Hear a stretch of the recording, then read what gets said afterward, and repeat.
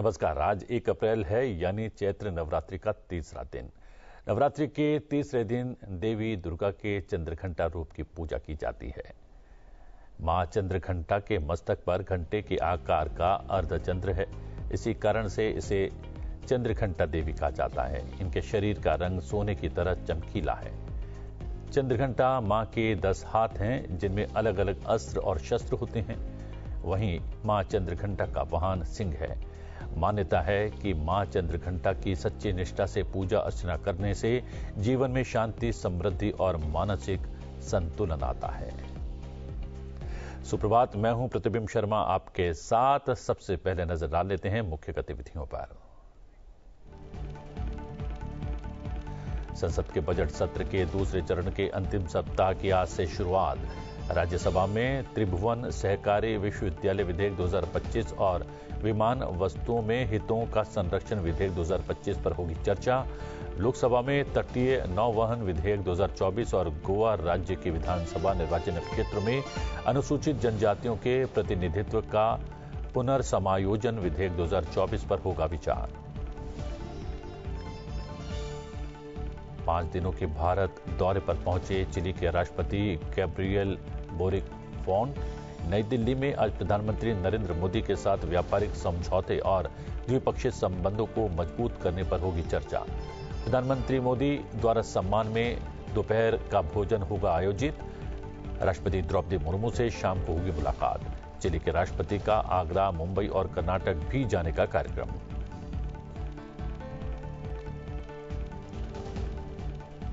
भारतीय reserve bank की स्थापना के 90 वर्ष हुए पूरे। राष्ट्रपति द्रौपदी मुर्मू मुंबई में इस अवसर पर होने वाले समापन समारोह में मुख्य अतिथि के तौर पर होंगी शामिल। केंद्रीय संचार मंत्री ज्योतिरादित्य सिंधिया, महाराष्ट्र के मुख्यमंत्री देवेंद्र फडणवीस और आरबीआई गवर्नर संजय मल्होत्रा भी कार्यक्रम में होंगे शामिल। नए वित्त वर्ष की आज से शुरुआत। टैक्स, बैंकिंग, जमा बजट, यूपीआई और जीएसटी से जुड़े नियमों में कई बड़े बदलाव। केंद्र सरकार की एकीकृत पेंशन योजना यूपीएसआर से लागू। करदाताओं के लिए बजट में पेश की गई नई कर प्रणाली भी होगी लागू। केंद्रीय गृह मंत्री अमित शाह ने कहा, सरकार ने पिछले 1 दशक में पूरे देश में स्वास्थ्य क्षेत्र में सुधार के लिए समग्र दृष्टिकोण अपनाकर देश को स्वस्थ ढांचे का स्तर उठाया। चिकित्सा महाविद्यालयों और एमबीबीएस सीटों की संख्या भी सरकार ने बढ़ाई। हरियाणा के हिसार में महाराजा अग्रसेन चिकित्सा महाविद्यालय में महाराजा अग्रसेन की प्रतिमा का अनावरण करने के बाद एक सभा को कर रहे थे गृह मंत्री संबोधित।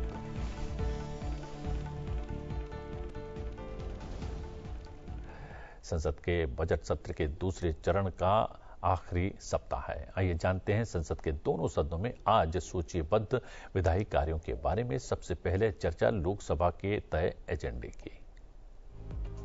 लोकसभा में अलग अलग कार्यों के संबंध में 3 मंत्री अपने वक्तव्य रखेंगे। कृषि एवं किसान कल्याण मंत्री शिवराज सिंह चौहान कृषि अनुसंधान और शिक्षा विभाग, कृषि और किसान कल्याण मंत्रालय से संबंधित अनुदानों की मांगों 2024-25 के बारे में वक्तव्य देंगे। कृषि एवं किसान कल्याण मंत्रालय में राज्य मंत्री रामनाथ ठाकुर पीएम किसान योजना के अंतर्गत भारत की आकस्मिक निधि से निधियों का आहरण के बारे में एक वक्तव्य देंगे।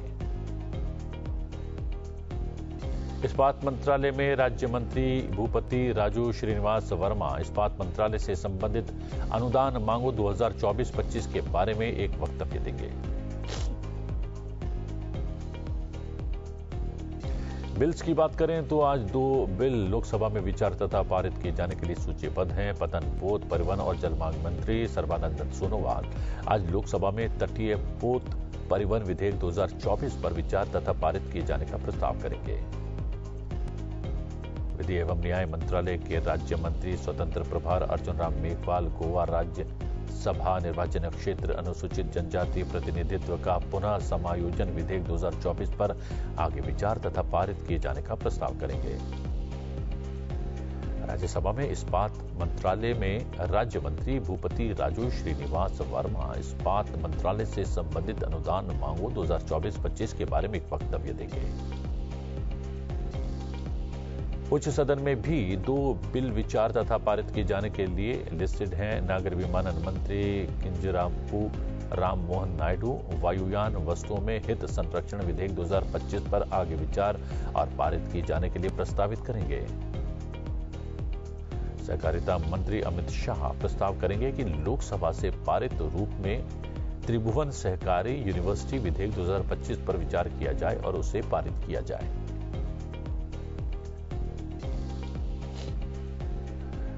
प्रधानमंत्री नरेंद्र मोदी ने परमाणु ऊर्जा के माध्यम से सतत ऊर्जा के प्रति भारत की प्रतिबद्धता दोहराई है। उन्होंने एक लेख साझा करते हुए ये बात कही।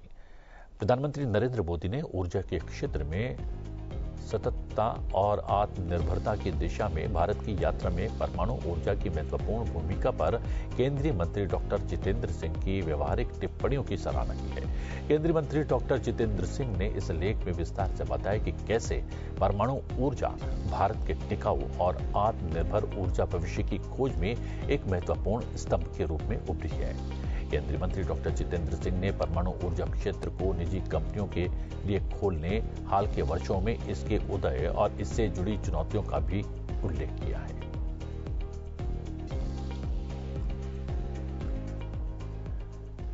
चिली के राष्ट्रपति गैब्रियल बोरिक फॉन्ट आज से भारत की 5 दिवसीय यात्रा पर हैं। उनके साथ एक उच्च स्तरीय प्रतिनिधि मंडल भी है, जिसमें मंत्री, संसद सदस्य, व्यापार संघ और भारत चिली सांस्कृतिक संबंधों से जुड़े प्रमुख चिलीवासी भी शामिल हैं। यात्रा के दौरान चिली के राष्ट्रपति गैब्रियल बोरिक आज प्रधानमंत्री नरेंद्र मोदी के साथ भारत चिली संबंधों के महत्वपूर्ण पहलुओं पर चर्चा करेंगे। राष्ट्रपति बोरिक राष्ट्रपति द्रौपदी मुर्मू से भी मुलाकात करेंगे, जो उनके सम्मान में भोज का आयोजन करेंगे। राष्ट्रपति के रूप में गैब्रियल बोरिक की ये पहली भारत यात्रा है। राष्ट्रपति बोरिक 5 अप्रैल को चिली लौटेंगे। चिली लौटने से पहले राष्ट्रपति गैब्रियल बोरिक आगरा, मुंबई और बेंगलुरु भी जाएंगे। मुंबई और बेंगलुरु में वो राजनीतिक नेतृत्व, व्यापार और उद्योग प्रतिनिधियों से मुलाकात करेंगे।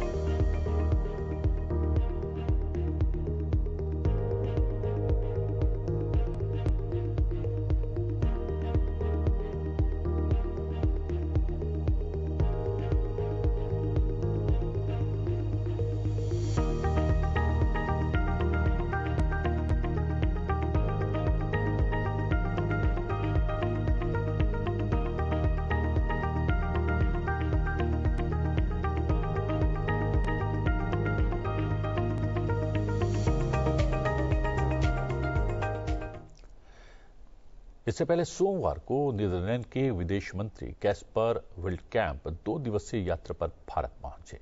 यह भारत की उनकी पहली आधिकारिक यात्रा है।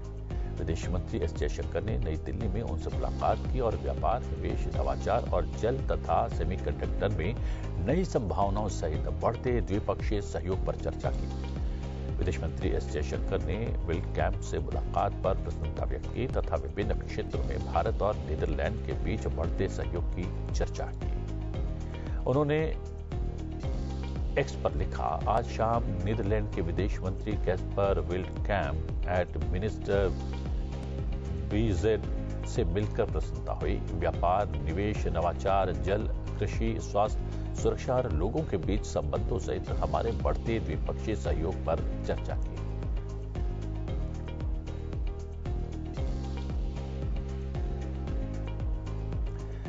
भारतीय रिजर्व बैंक की स्थापना के आज 90 वर्ष पूरे हो रहे हैं। इस अवसर पर आरबीआई मुंबई स्थित अपने मुख्य कार्यालय में एक विशेष कार्यक्रम का आयोजन कर रहा है। आरबीआई आज अपनी स्थापना के 90 वर्ष पूरे होने का उत्सव मना रहा है। राष्ट्रपति द्रौपदी मुर्मू आज इस अवसर पर होने वाले समापन समारोह में मुख्य अतिथि के तौर पर शामिल होंगी। राष्ट्रपति द्रौपदी मुर्मू समापन समारोह में सबको संबोधित भी करेंगी। केंद्रीय संचार मंत्री ज्योतिरादित्य सिंधिया, महाराष्ट्र के मुख्यमंत्री देवेंद्र फडणवीस और आरबीआई गवर्नर संजय मल्होत्रा भी कार्यक्रम में शामिल होंगे। इस अवसर पर आरबीआई के गवर्नर अपना स्वागत भाषण देंगे, साथ ही आरबीआई के पिछले 90 सालों के कामकाज को याद करेंगे।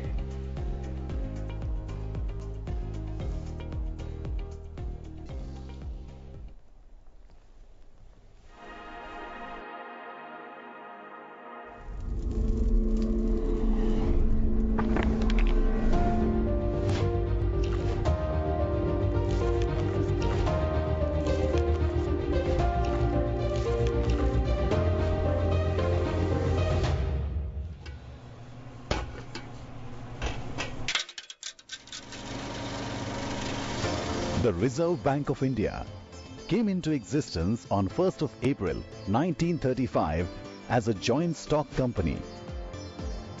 It was nationalized in 1949. Over the last 9 decades, through its multifarious functions, the RBI has played a crucial role in the development of Indian financial sector and the economy.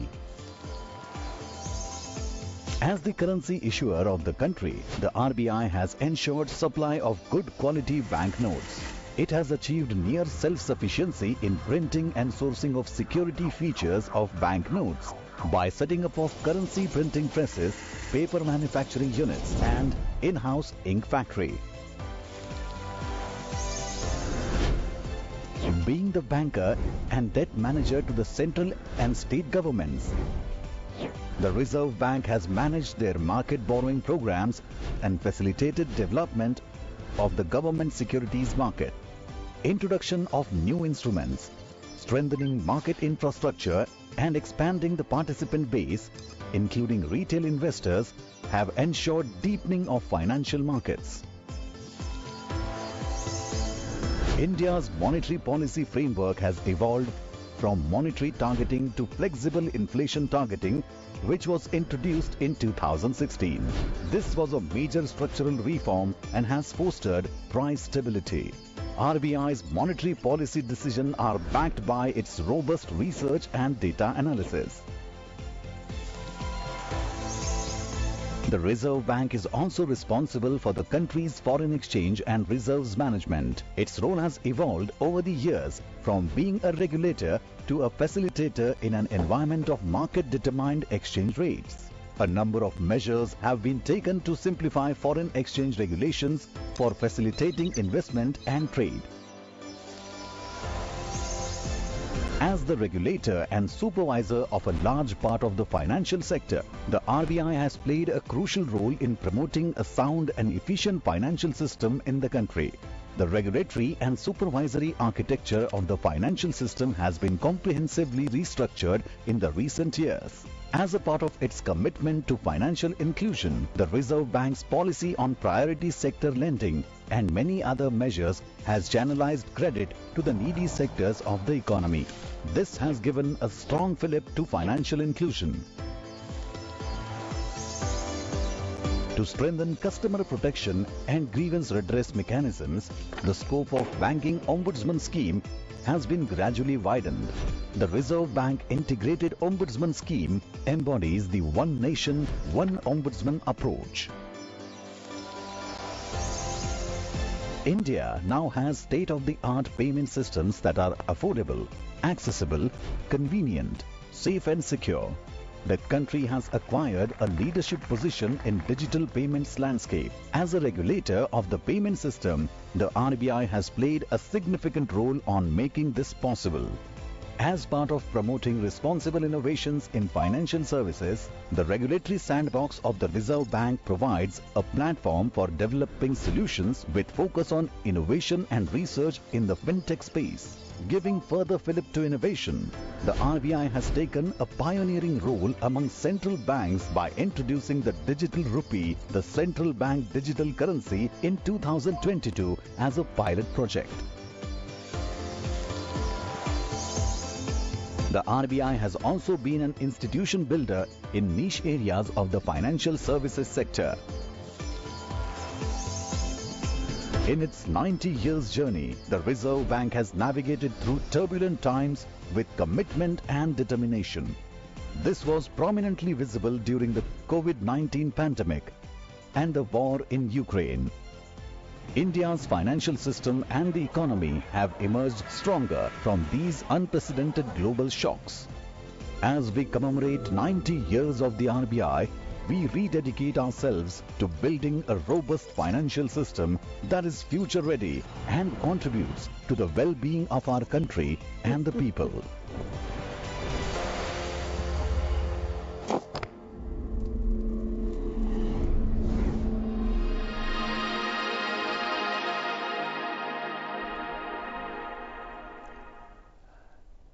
आज 1 अप्रैल है और आज से नया वित्त वर्ष शुरू हो गया है।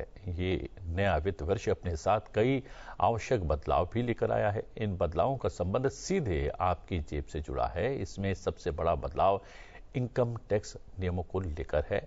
साथ ही जीएसटी, यूपीआई, एफडी और बैंकिंग से जुड़े कई नियम भी आज से लागू हो रहे हैं। आज से इनकम टैक्स के नियमों में बदलाव हो रहा है। नए फाइनेंशियल ईयर में 12 लाख रुपए तक की इनकम टैक्स फ्री हो गई है। साथ ही नौकरी करने वालों को स्टैंडर्ड डिडक्शन के रूप में 75,000 रुपए की अतिरिक्त छूट मिलेगी। बचत खाते में मिनिमम बैलेंस रखना जरूरी है। अगर आप अपने खाते में मिनिमम बैलेंस नहीं रखते हैं तो आपको जुर्माना देना होगा। अलग अलग तरह के खातों, बैंकों और शाखाओं जैसे मेट्रो, शहरी, सेमी अर्बन या ग्रामीण के लिए मिनिमम बैलेंस की आवश्यकता अलग अलग होगी। शहरी क्षेत्रों में 5,000 रुपए और ग्रामीण क्षेत्रों में 2,000 रुपए न्यूनतम बैलेंस रखना आवश्यक होगा। आज से स्थायी जमा यानी एफडी, आवर्ती जमा आरडी और अन्य बचत योजनाओं के तहत गैर कर योजना ब्याज की सीमा बढ़ जाएगी। अगले वित्त वर्ष से वरिष्ठ नागरिकों को ब्याज से होने वाली 1 लाख रुपए तक की आय पर कोई कर नहीं लगेगा। यूपीआई ट्रांजैक्शन के नियमों में भी आज से बदलाव होने जा रहा है। जिन यूपीआई आईडी से निष्क्रिय मोबाइल नंबर जुड़े हैं उनसे उपभोक्ता भुगतान नहीं कर सकेंगे। भारतीय राष्ट्रीय भुगतान निगम के हालिया दिशा निर्देशों के अनुसार 1 अप्रैल से निष्क्रिय मोबाइल नंबरों को यूपीआई आईडी से हटा दिया जाएगा। केंद्रीय कर्मचारियों के लिए आज से नई पेंशन योजना यूनिफाइड पेंशन स्कीम लागू हो रही है। करीब 23 लाख कर्मचारियों को इससे सीधे तौर पर लाभ मिलेगा। नई योजना के तहत न्यूनतम 25 वर्ष की सेवा पर कर्मचारियों को अंतिम 12 महीनों के औसत मासिक वेतन का 50% के बराबर का पेंशन मिलेगा। आज से मकान मालिकों को किराए से होने वाली आय की सीमा बढ़ाकर 6 लाख रुपए हो जाएगी। इससे मकान मालिकों के पास नकदी की उपलब्धता बढ़ेगी और शहरी क्षेत्र में किराया बाजार को बढ़ावा मिलेगा। जीएसटी के नियमों में बड़ा बदलाव हो रहा है। आज से इनपुट सर्विस डिस्ट्रीब्यूटर सिस्टम लागू होने जा रहा है। इसका मकसद राज्यों के बीच टैक्स रेवेन्यू के सही डिस्ट्रीब्यूशन की गारंटी देना है। यह बदलाव जीएसटी सिस्टम को और ज्यादा स्ट्रीमलाइन करने की दिशा में एक बड़ा कदम है।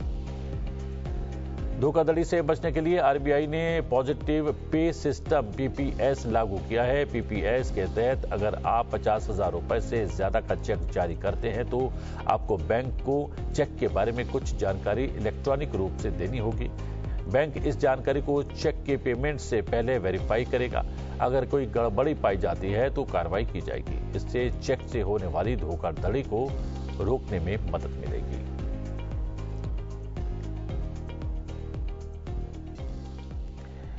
वित्त मंत्री निर्मला सीतारमण आज नीति एनसीएईआर राज्य आर्थिक मंच पोर्टल का शुभारंभ करने वाली हैं। इस पोर्टल पर 2022 से 2023 तक के पिछले 3 दशकों राज्यों के सामाजिक, आर्थिक और राजकोषीय मापदंडों से जुड़े आंकड़े उपलब्ध होंगे।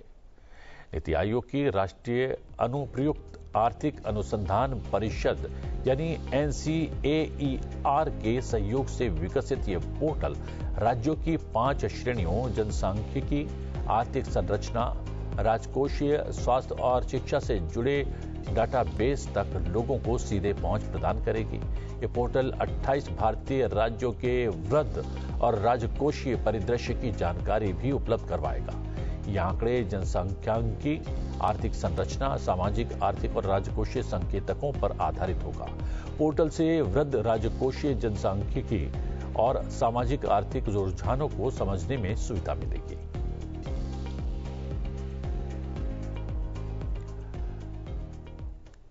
उपराष्ट्रपति जगदीप धनखड़ ने रविवार को पर्यावरण पर राष्ट्रीय सम्मेलन 2025 के समापन सत्र की अध्यक्षता की। आपको दिखाते हैं इस कार्यक्रम की कुछ खास झलकियां।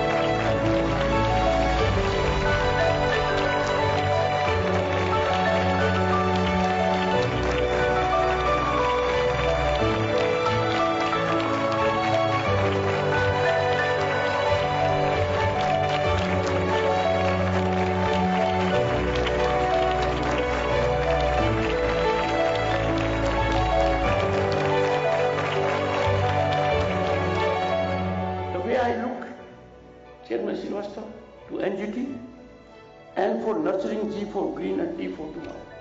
NGT for me is nurturing green for tomorrow. Friends, this is not just wordplay. It is vision of an institution that connects law, science and ethics to transform our relationship with nature. Let us draw from our Vedic roots, wield cutting-edge tools and uphold climate justice with unwavering resolve.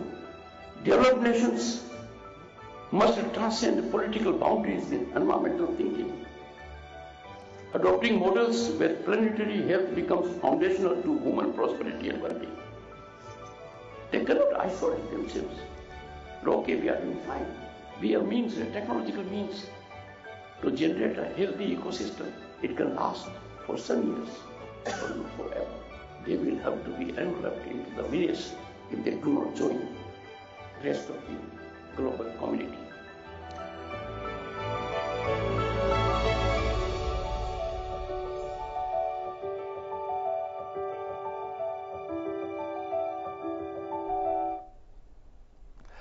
यही नहीं, उपराष्ट्रपति जगदीप धनखड़ ने नई दिल्ली के Jaipur polo ground में Aditya Birla memorial पोलो cup 2025 की भी अध्यक्षता की। आपको दिखाते हैं इस कार्यक्रम की कुछ खास झलकियां।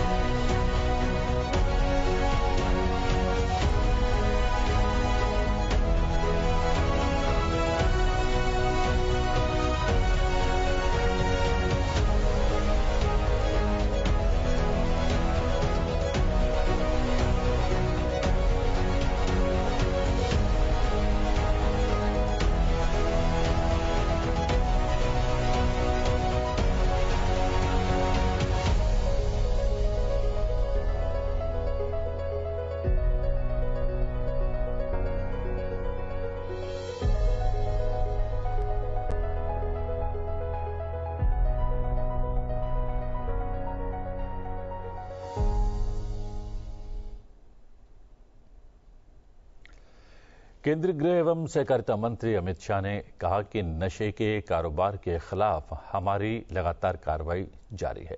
एक सोशल मीडिया पोस्ट के जरिए उन्होंने कहा कि मोदी सरकार की ड्रग्स के खिलाफ जीरो टॉलरेंस नीति के तहत दिल्ली एनसीआर में एक बड़े नार्को नेटवर्क का भंडाफोड़ किया गया है। एनसीबी और दिल्ली पुलिस ने गिरोह को पकड़ लिया है और 27.4 करोड़ रुपए मूल्य के मेथाम्फेटामाइन यानी पीएजी और एमडीएमए और कोकीन बरामद किए हैं और 5 लोगों को गिरफ्तार किया है। मैं इस बड़ी सफलता के लिए एनसीबी और दिल्ली पुलिस की सराहना करता हूं। केंद्रीय गृह एवं सहकारिता मंत्री अमित शाह ने सोमवार को हरियाणा के महाराजा अग्रसेन मेडिकल कॉलेज अग्रोहा में महाराजा अग्रसेन की भव्य प्रतिमा का अनावरण किया। इसके साथ ही उन्होंने नवनिर्मित आईसीयू का लोकार्पण और पीजी छात्रावास का शिलान्यास भी किया। अपने संबोधन में केंद्रीय मंत्री ने कहा कि प्रधानमंत्री मोदी जी के कार्यकाल में देश में 10 साल में कई क्षेत्रों में आमूलचूल परिवर्तन आए हैं। केंद्रीय मंत्री अमित शाह ने हरियाणा सरकार को हर घर शौचालय देने वाली पहली सरकार होने पर बधाई दी और राज्य सरकार की प्रशंसा की। आज नरेंद्र मोदी जी के 10 साल के अंदर 25 करोड़ लोगों को गरीबी की रेखा से ऊपर एक 10 साल के अंदर ही ले जाने का काम किया। 4 करोड़ आवास बनाए, मतलब 20 करोड़ लोगों को छत देने का काम किया। 81 करोड़ लोगों को प्रति व्यक्ति 5 किलो राशन मुफ्त मिलता है। 11 करोड़ लोगों को गैस का चूल्हा देकर धुआं मुक्त घर बनाने का काम किया। आजादी के 70 साल के बाद 12 करोड़ घर ऐसे थे जिसमें शौचालय नहीं था, और आज मैं अभिनंदन देना चाहता हूं हरियाणा सरकार को कि देश में सबसे पहले हर घर को शौचालय देने वाली सरकार हमारी हरियाणा सरकार बनी। महाभारत काल से आज तक अग्रसेन जी एक अनूठे प्रकार के शासक रहे। उस जमाने में लगभग 5300 साल पहले मेरे शहर में जो आता है वो आते ही लखपति होगा और आते ही महल को प्राप्त करेगा, ऐसी नींव डाली। समृद्धि का इतना सुचारू रूप से राज्य पर बोझ डाले बगैर हर व्यक्ति के कल्याण का रास्ता शायद आज तक किसी ने ना ढूंढा है, ना किसी ने जमीन पर उतारा है। एक प्रकार से आज नरेंद्र मोदी जी भी उसी रास्ते पर आगे बढ़ रहे हैं। हरियाणा की ये भूमि ने चिर पुरातन काल से इस देश की संस्कृति को, इस देश के संस्कार को और इस देश की परंपराओं को आगे बढ़ाने का काम किया है। महाभारत काल से लेकर आजादी के संग्राम से लेकर आजादी के बाद के 76 साल में हरियाणा का योगदान हमेशा एक छोटे प्रदेश के रूप में सीमांकन होने के बाद भी देश के बड़े बड़े राज्यों से बहुत ज्यादा रहा है। सुप्रभात में आज के लिए इतना ही। सुप्रभात में आपसे फिर भेंट होगी। फिलहाल मुझे आज्ञा दीजिए। बने रहिए संसद टीवी के साथ। नमस्कार।